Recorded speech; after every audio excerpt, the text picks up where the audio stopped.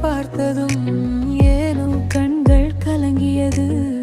சொல்ல வார்த்தை எல்லாம் மகிழ்ச்சியை அதுவே தந்தது.